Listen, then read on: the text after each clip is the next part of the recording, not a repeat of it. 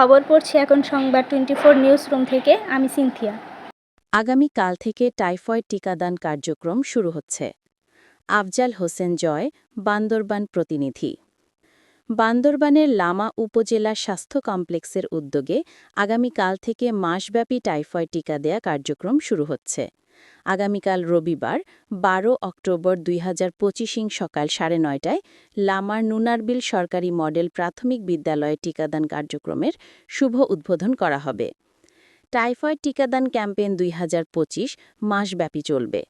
9 মাস থেকে 15 বছর বয়সী শিশুরা এই টিকা পাবে।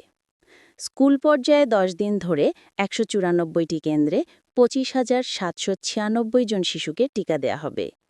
কমিউনিটি পর্যায়ে 143টি অস্থায়ী ও একটি স্থায়ী কেন্দ্রে 10,307 জন শিশুকে টিকা দেয়া হবে।